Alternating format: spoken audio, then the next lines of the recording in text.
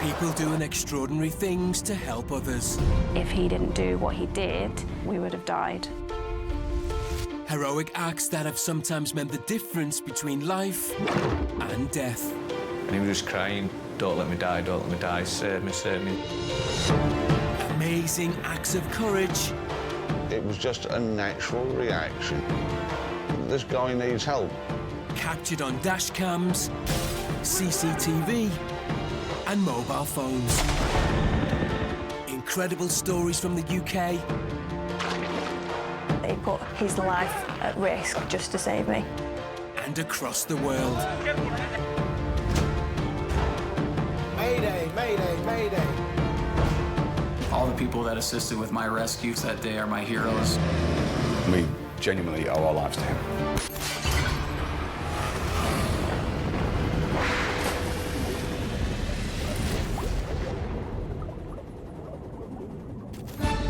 Today on Saved on Camera. In Australia, an experienced bushwalker knows exactly what to do when he gets seriously injured after falling from a waterfall. The leg had been totally snapped at the ankle. So I grabbed my walking poles, started to use them to splint my leg. But he's out there alone. No one knows he's there, and he's just lost his only means of getting help. In putting my phone in my pocket, I missed my pocket and my phone went straight in the creek. I have no way of telling anybody where I am, and now panic starts to rise in me. In the UK, two 9-year-old boys are in danger of drowning under Blackpool Central Pier at the start of the summer holidays, clinging to the razor-sharp girders with all their strength as the waves threaten to engulf them. A brave father of 3 risks his own life to save the boys, but can he reach them on time? I didn't know where they were. I just could hear him crying. He was just crying, "Don't let me die, don't let me die, save me, save me." Can you contact Coast Guard, North West Ambulance? We could see members of the public had already gone into the water. We genuinely believed that day there would be numerous fatalities. As one of the biggest storms to hit the UK and Ireland brought chaos to a coastal suburb of Dublin. We'd never seen anything like that here before. There had been warnings on the radio about people swimming and reminding them, please don't. But one local resident decided to chance it. I just thought, she's not going in, surely she's not going in. And off the coast in the UK, a vintage plane with 2 people on board loses power. They're over the sea, but landing in water could be fatal. Just heard the engine splutter. Their only chance of survival is to find somewhere to land, and soon. After the first splutter, then there was a failure, and that was the end of it. In Queensland, Australia, a bushwalker's hike goes wrong on the side of a waterfall. I start sliding and I just saw myself cartwheeling down the face of the waterfall. Having suffered an injured arm and leg, the enormity of his plight soon sinks in. I live by myself. I've told nobody where I am, and panic starts to rise in me. Neil Parker was born in England, but raised on the other side of the world when his parents relocated the whole family to Australia. He's a native now, through and through, with a passion for the great outdoors. I do a lot of off-track walking and go places that nobody else has been to, or very few people have been to. Neil's sister Dawn, who lives several hours away, has mixed feelings about this particular hobby. As a family, have always been a bit concerned, but at the same time I know that he has built up his skills and he is really good with taking care of himself. Where he does his bushwalking, there's no internet service, so I just know he's gone in and I know that he's come out. One Sunday morning, Neil heads off alone on one of his favourite 3-hour hikes. That day was just the perfect day to be out walking and feeling really confident that, I'll be out in an hour and a half. To complete the hike, he needs to scale the side of a waterfall. I get to the base of what I know is the biggest waterfall on this walk. It's curved, but vertical, but it's got lots of handholds and footholds. I reach the point 2/3 of the way up the waterfall and I start sliding, looking for grabs, finger grips, jug holds, anything to halt my momentum from sliding. I just saw myself cartwheeling down the face of the waterfall. I've hit the water, I've come to the surface. I start swimming, but one of my legs doesn't seem to be playing the part, and I realised I was badly injured. My leg had been totally snapped at the ankle. So I grabbed my walking poles, started to use them to splint my leg. I looked at my wrist, I had a long sleeve shirt on, but it just felt like it was sprained, so I wasn't overly worried. I got my phone out, turned it on, only to find out I had no range. So I thought I'll put my phone in my pocket and I'll try and make my way 30 or 40 feet down the creek.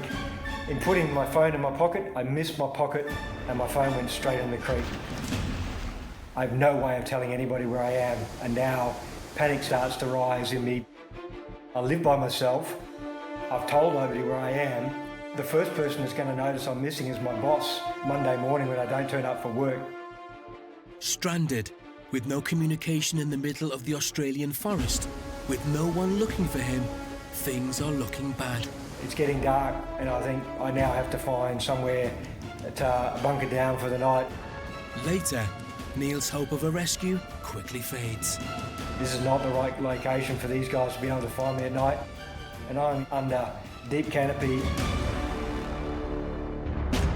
In Blackpool, in the UK, two 9-year-olds are desperately clinging on for life under the pier with the tide rising above their heads. The boys were so far underneath that they couldn't be seen, but luckily for them, a security guard heard their cries and raised the alarm. CCTV to control. They've had a report from security at Central Pier of 2 young boys in the sea. Whiskey Alpha 26 acknowledged the last. Could we have patrol start making, please? Central Pier. Can you contact Coast Guard, Northwest Ambulance and RNLI Lifeboat, please? In the police station, Sergeant Matt Walters watched the CCTV footage feed from the town cameras with mounting concern. The CCTV control room made us aware that they'd had a report from security staff at the pier that there was 2 young boys in difficulty in the sea underneath the pier. It was just impossible to actually see anyone, which obviously made me and my colleagues here really concerned that there was 2 boys weren't going to be getting out of the water that day. It only takes one wave to slam you into that structure and knock you unconscious.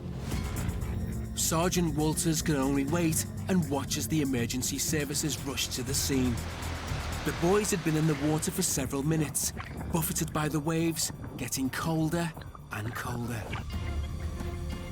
One of the people who noticed the unfolding drama was Paul Adams, who was on a day out with his family. It was the security guards what I saw running down the beach at first. I was like, it's a bit strange. Some of our family members were down at the sea. When they came back, they said, oh, there's 2 boys under the pier. They're stuck. And at this time, one of the security guards had tried going and getting him. He came out and he was just saying it was too rough, he couldn't get to them. I just thought, me being a father as I am, I have to try. Just every now and again you could hear them crying when the waves had died down a little bit. It was something I had to do. Under the pier, the boys were being thrown against the sharp girders as the sea became rougher and rougher. You know, the adults were up to sort of chest and neck height at some points, and the waves were going over them. Yeah, we genuinely believed that day there would be numerous fatalities. After multiple attempts, the security guard had failed to reach the boys. But Paul tried a different approach. I didn't go swimming in like everyone did first. What I did, I walked in and I was bouncing over the waves till the point where I couldn't do it, where I couldn't touch the floor, and then I had to swim. But I stayed back a little bit and then I went again. just let the waves die down a little bit to go in further and further every time. The Coast Guards were on their way, but still hadn't reached the boys. Paul was getting nearer, but time was quickly running out. I didn't know where they were. I just could hear them crying. And he was just crying, "Don't let me die, don't let me die, save me, save me."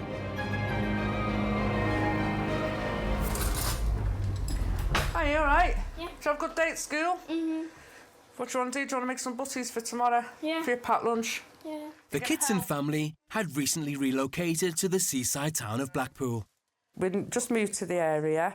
We're just finding our feet. And Mum Claire was relieved that the children were adjusting to life here, including 9-year-old Isaac. Isaac came home from school one evening with a little note asking was he allowed to stay at his friend's house. I was apprehensive because Isaac's never had a sleepover before anywhere, but I was also overjoyed because he obviously had this bond with this little boy. So he was jumping for joy. And then we gave him his tea. I walked him round to his little friend's house. I can't wait, Mum, I can't wait. I'm going to have a sleepover. And I had a little chat with Mum, and I'll see him tomorrow morning. But the next morning, the children's plans for a fun day out were to take a disturbing turn. I had a phone call off his friend's mum telling me that she couldn't see the children outside, but not to worry because they are on the bikes and, you know, they'll be back soon. Have they made the way up to me? I hadn't seen them, so I had to say, obviously, no, I haven't seen them, but I'll have a little look at the park, which I did. I went down and had a look. I couldn't find them. As I heard nothing else, presumably everything was fine. But young Isaac would never forget what was to happen that day. We wanted to go out and play some football and ride on our bike.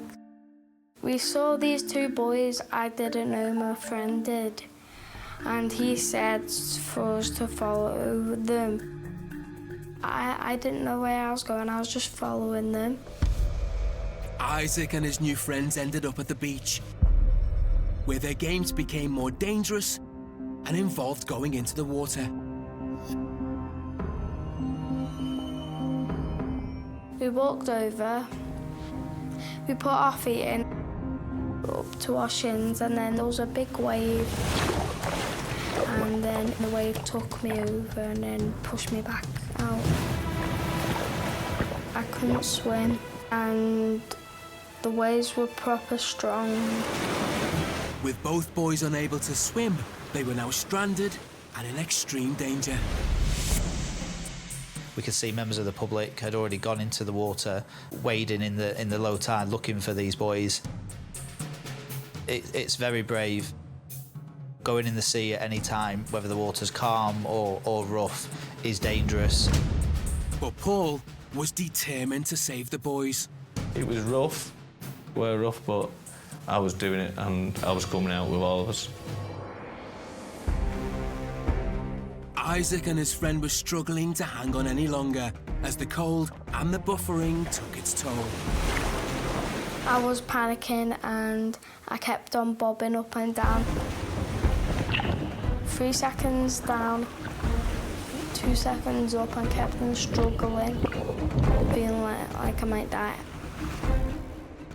Later, Paul knows the boys are minutes away from drowning and he needs to act fast. And he was just crying, "Don't let me die, don't let me die, save me, save me." In Ireland, a woman ignores warnings to stay out of the sea during a ferocious storm. I just thought she was going to just maybe dip her foot in and turn back, but she didn't. She went in.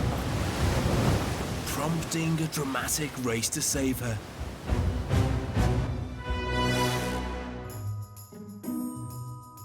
Dublin in Ireland is known for its enchanting coastline, and it's home to Fiona Dunley and her family. I moved back from Manhattan and discovered this area, and thankfully met my lovely husband, and we bought this house and we've raised our children here. They go to the local school. And there's an added bonus to the area. We have the sea. It's just incredible. Every day the colours are different, the sea is different. I just love watching it, just staring at it, swimming in it. I just love it. It's also where Dublin lawyer Philip Lee takes his exercise. I swim every weekend, so I walk down to Sandy Cove. So it's a lovely area to wander with the dogs or with friends. Terribly pretty to look at and it's awe-inspiring. It's lovely. Both ended up involved in a dramatic rescue during one of the UK and Ireland's recent infamous storms. Middle of a storm, beast from the east. We'd never seen anything like that here before. There was no cars on the road. There was nobody out. It was a complete shutdown. We'd had a couple of days indoors, but after about 3 days of that, we'd started to get cabin fever, so I suggested we go for a walk. Not far away, Philip and his family had the same idea. I wandered down with my daughter Lara and my wife Una down to the 40-foot because I am fascinated by the sea. The 40-foot is one of Ireland's most famous outdoor swimming spots. It's a headland in Sandy Cove, County Dublin, and it's attracted swimmers there for 250 years. You will get literally thousands swimming in that same venue, snow or rain or hail. So to see somebody swimming in the very cold weather is not in the least bit unusual. But with the might of the beast from the east, this was not the day for a dip. There had been warnings on the radio that morning about people swimming and reminding them, please don't. As Fiona was about to discover, one lady's radio had clearly been on the blink. We got as far as the seafront and it was really windy, the sea was crazy, so the kids just wanted to turn back. I decided to go on because I wanted to see, take some photographs, take some videos of the sea. Just out of the corner of my eye, I see a lady starting to walk down towards the water, and I just thought, she's not going in, surely she's not going in. And so I kept filming. By this stage, Philip's walk had taken him down to the same place. I saw a woman in the little harbour, and I suddenly saw her move out to the exit of the harbour. It was obvious, the waves, they were just starting to pull her, and she wasn't strong enough. Anybody in that sea did not have a possibility of survival. It was really scary. That lady was in serious danger. Philip knew he needed to do something. Immediately I go, let's get a life ring and let's get her. If she can hold a life ring, she can be pulled in against any tide. Swimming, once you're in the maelstrom, you don't have a chance. Two other gentlemen actually had a ring in their hands and they were very close to her and they threw the ring to her then. She couldn't grab that ring, so I then threw the ring immediately because time was going to be critical. Luckily, this man took over and he moved so quickly. I threw the ring and the ring landed past her. She was then pulled towards the rope and she grabbed the rope. It was incredible that he was there at that moment. Another gentleman also grabbed the rope that I threw, and we both then pulled the rope until she grabbed the ring. So we steadily pulled her in, and then she came in towards the slip. We then got down to the slip, up to her knees, but just make sure she got the last bit and helped her onto the slip. And then she ran, obviously, to get herself warm and dressed. It was an awful thing to witness, but I'm so glad she was okay. And with the woman unharmed, for Philip, who had acted so quickly, recognition for his heroics came later that day. By the time I got home, I then went out for a drink that evening, and total strangers in the pub came up and said, "Oh, are you the person that rescued that woman in the sea?" And I was a bit taken aback by that, but pleasantly taken aback. No one objects to being thanked for doing something.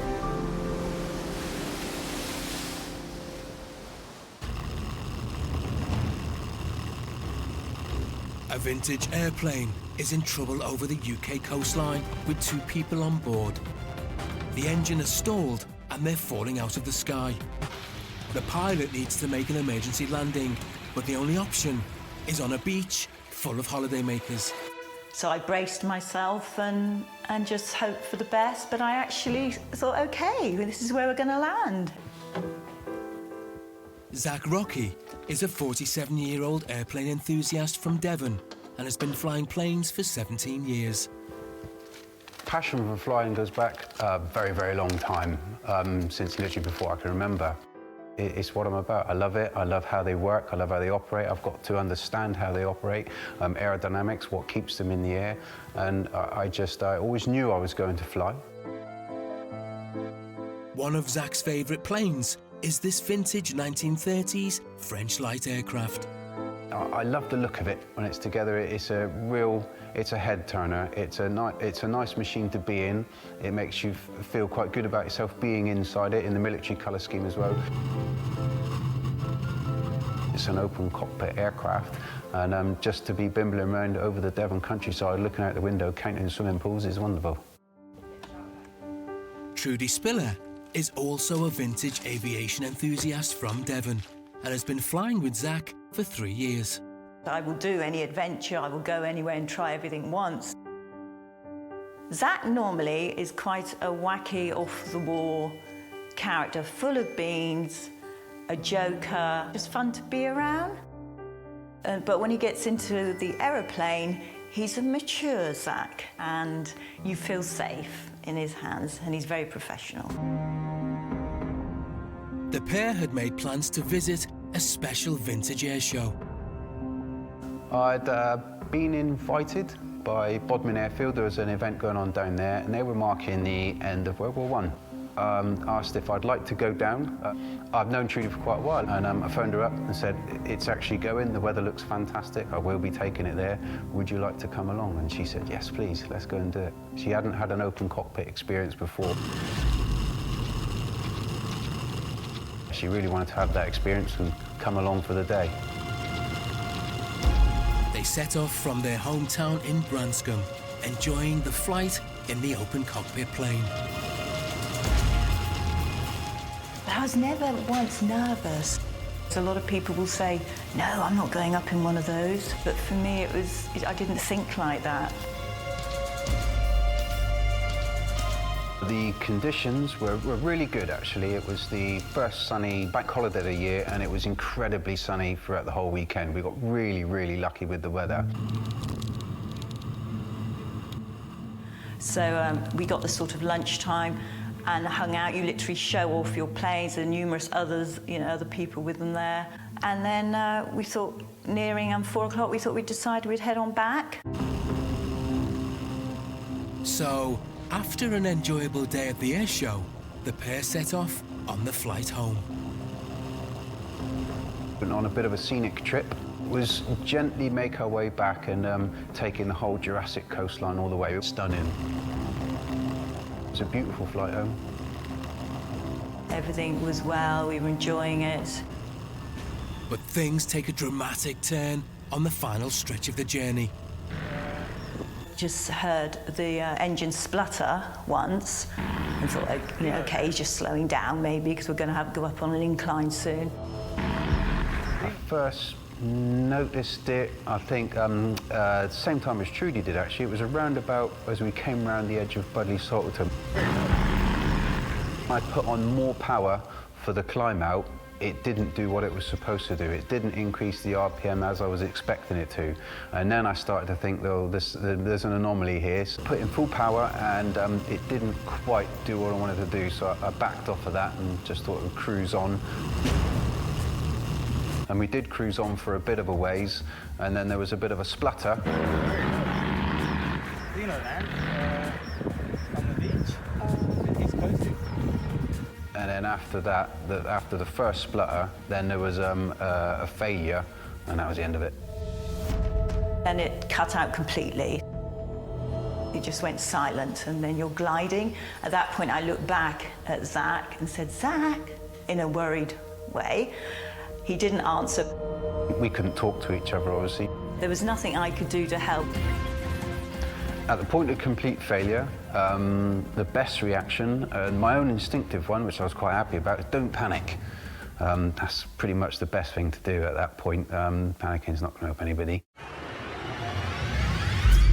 It's at this moment that Zach has to make a snap decision. One wrong manoeuvre could end in disaster.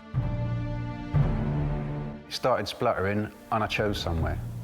Then I did what I could, and then when everything failed, I already had a plan.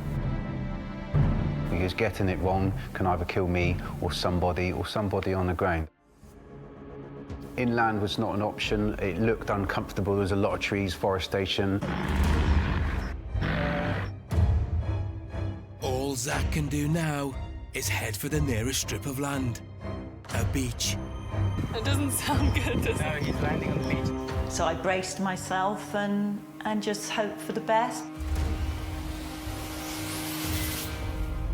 But yeah, after some seconds, you see if it's settled quite nicely into its glide. I was like, okay, yeah, I can make this. It was at low tide, so it was a nice sandy area there. Good runway, so to speak. As I got closer, there was a couple of people that I spotted. I could clearly see there were people on the beach, about a handful, and with that I could see they were looking up to us and coming towards us with their mobile phones on, probably thinking, oh, this is wonderful, they're doing a nice low a flyover or something. I think I need to... Wow. Later, Zach faces one of the biggest challenges in his life when he makes an emergency landing. Meanwhile, back in Blackpool in the UK, two boys stranded in the Irish Sea, fighting for their lives and desperately praying for help. I thought I was strong, but the waves were obviously stronger than me. I was thinking, I'm gonna die. Then, Isaac made one last effort to save himself as he remembered something his mum had taught him. She taught me kick your legs and hold on to something. Luckily, the pier leg was within his grasp. We grabbed onto the thing what holds the pier up. I told my friend to keep on moving along so there's more people that side so they could try and help. Spurred on by the boys' cries for help, Paul was all the more determined to get further into the water and to rescue the boys. I didn't know where they were. I just could hear them crying, and I noticed Isaac being on the outside of the pier, so I got him first. Isaac was holding on to the pier leg, and I said, right, come on, we're going now. For Isaac, it was looking like his nightmare might be coming to an end. He picked me up and then brought me along.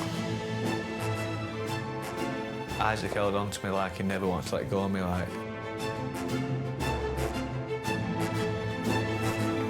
He just couldn't let go of me. He'd held on so tight.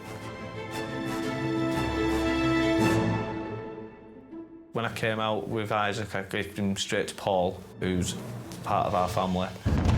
With Isaac safe, Paul went straight back in to help rescue the other boy.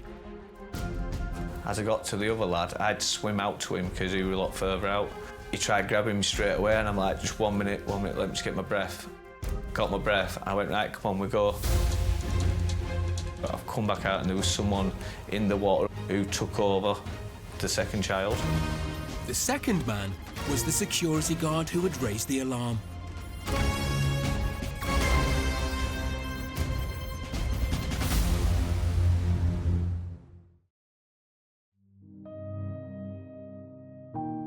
The boys had narrowly escaped death because of the bravery of those involved.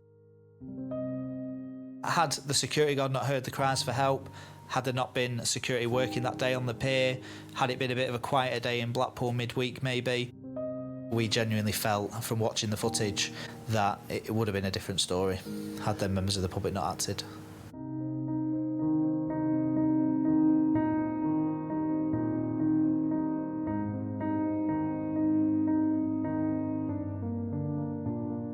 We stayed on the beach for a little bit longer. Just sat there talking about what had happened, and everyone was like, I can't believe you just done that. I'm like, no, neither can I.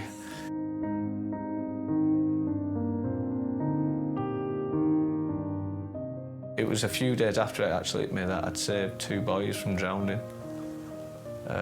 So, yeah, and I actually cried.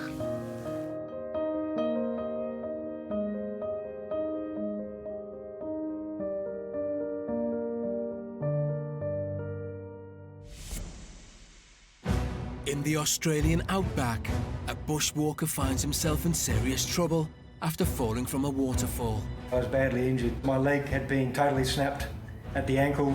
Worse still, nobody knows he's out there. Panic starts to rise in me. I've told nobody where I am.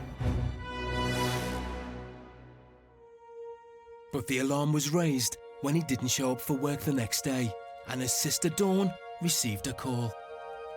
On the day that I found out that he hadn't turned up for work, I was at work myself, and I knew straight away that something is wrong. The lady beside me at work, I just went up to her and touched her on the arm, and I said, "My brother's missing."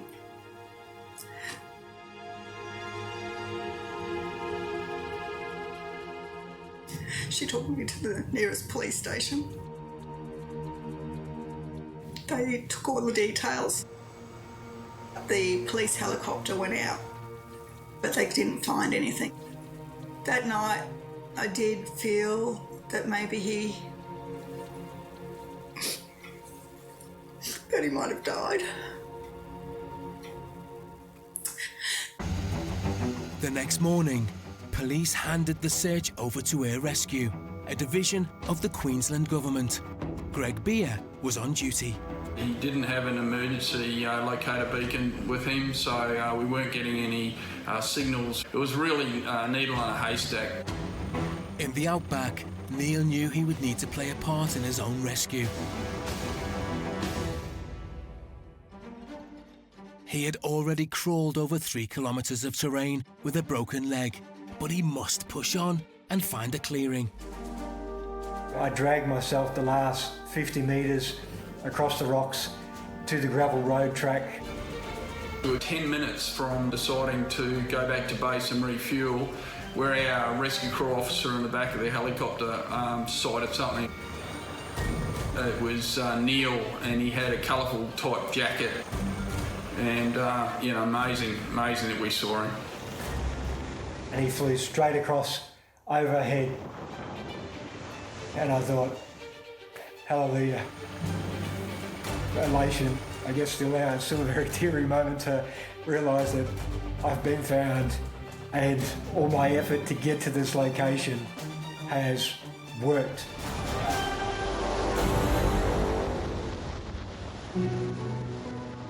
Time was critical. We set up for the winch then. It was quite a tight area to put our guys into. When the helicopter came back to load me into the stretcher, and then when the stretcher was taken off and I was in heaven, I thought, wow, I've been rescued, I'm going home.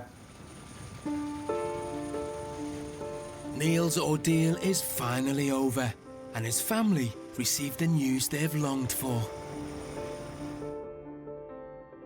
They found him.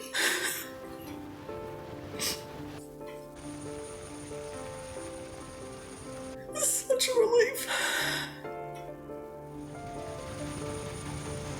We just went straight up to emergency, and straight away someone let us know that he was all good, that he has badly broken his leg and his arm, but she told us that he managed to drag himself to a clearing that was 3 kilometres from where he had fallen. It just blew me away. And when I woke up, my sisters were there. It was bloody fantastic to see them and be able to give them all a hug and a kiss and thank them all for being there.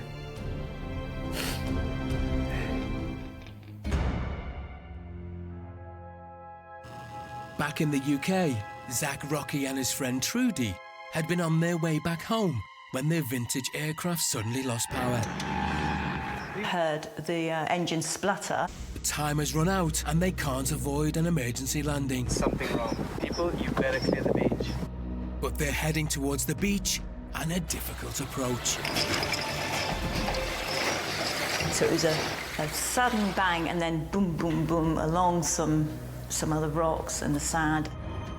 The left wingtip's very, very close to the pebbles, a lot closer than I thought it was going to be. Wow! Touched the left wheel down first because it was a real steep slope, and that really sunk into the stones. It's almost like a quickstones instead of quicksand. I wondered initially whether it was going to grab the wheels and flip us over. Massively adrenaline at that point. And when we'd actually landed, I think that's when it all hit home. What I'd perhaps been through was the enormity of it. I was bizarrely unfazed. And then getting out after, sort of got a bit of jelly legs. I was like, oh my God. Judy and I walked back up the landing to get away from people.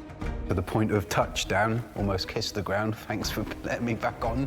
People on the beach are quick to alert the Coast Guard, and station manager Terry Waugh is the one who took the call. Our initial tasking came in as a ditched aircraft on Jacob's Ladder Beach, and that's all we had to start with.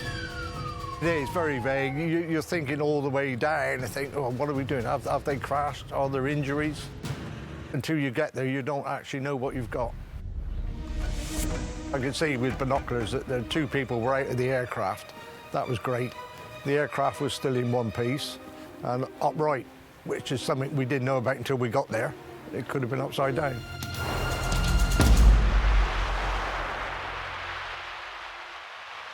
Check that there's no injuries as such. Also checking for shock. The pilot seemed fine, but the passenger was a bit quiet. So we just talked to the passenger, make sure she's okay. If the tide had been in, he wouldn't have been able to get down onto the beach. There wouldn't have been enough room. If it had been midsummer, there would have been too many people on the beach. He wouldn't have come down then. Probably his only option would have been to ditch in the sea. The incident could have turned bad very quickly. If he ditched in the sea, there would have been injuries, possible fatalities. What started out as a fun day out for a pair of aviation enthusiasts ended up in a major rescue operation that could have been so much worse. I think I've since realised how precious life is and every day matters. Never been in danger before, so this is the first, hopefully last experience. When you go to an incident and you get a good outcome like that, nobody's injured, it's a good feeling. The availability of the beach was literally still wind. We could not have put together a better scenario for it to have gone wrong. We got lucky.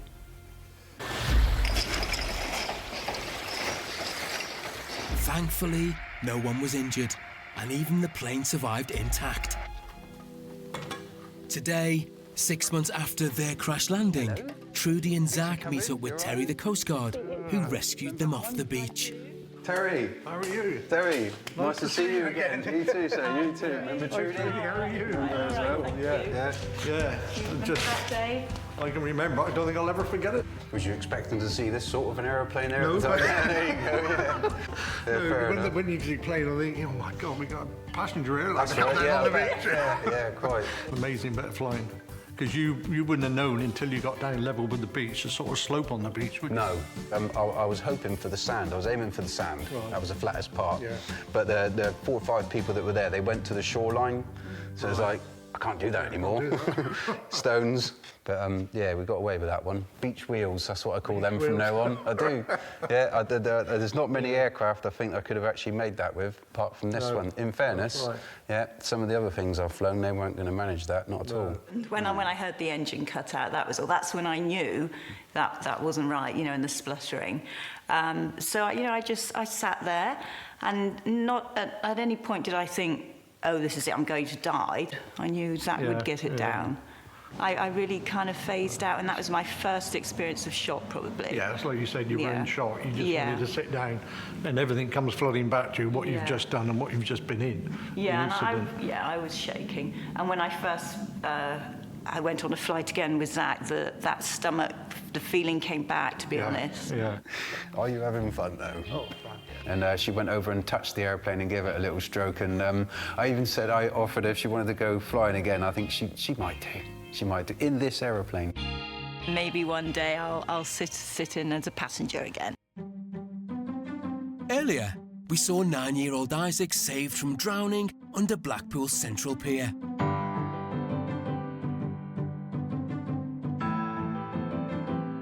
Now fully recovered, Isaac and his mum have forged a bond with Paul, the man who carried him to safety. Hi, Paul. And they meet up on a regular basis. Alright. You good?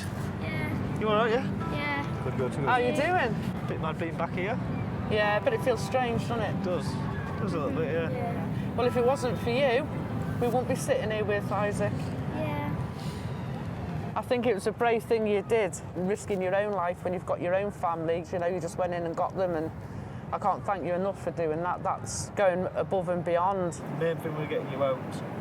Yeah. I can't sort of comprehend the fear that obviously the children must have been going through, and the relief when they saw you, you know, coming in for them. The sound of the children crying, it was enough to prompt you to go in for them. You could tell they were scared when I got to them. They wouldn't let go, and all they kept saying is, "Don't let me die, don't let me die," and stuff like that. And I weren't planning to.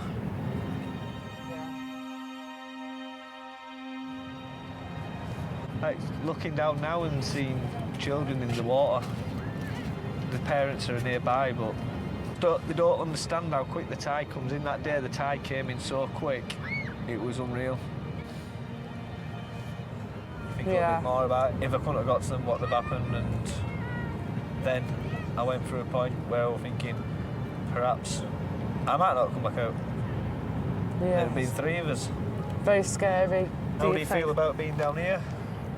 It's alright, but I'm still got a fear of the water. But It'll take time, but just a little bit at each time, innit? Yeah. Thank you for saving me. You're welcome. Just don't go playing in the sea. I don't think he's going to play in the sea again, are you? Hey. An extraordinary decision taken in a split second on Blackpool Beach by Paul changed the fate of 2 little boys forever. I'd never done anything like this before, or anything like that. It's not like something like I'm a superhero or anything like that. It's actually hit me a little bit talking about it that it were that close to, if I weren't there, they wouldn't be here now. Overwhelming, grateful, emotional to the man that pulled Isaac out, and thankful that I can spend the rest of my life now with my son. Paul's heroic actions on that day mean all 3 now share a bond that will last a lifetime.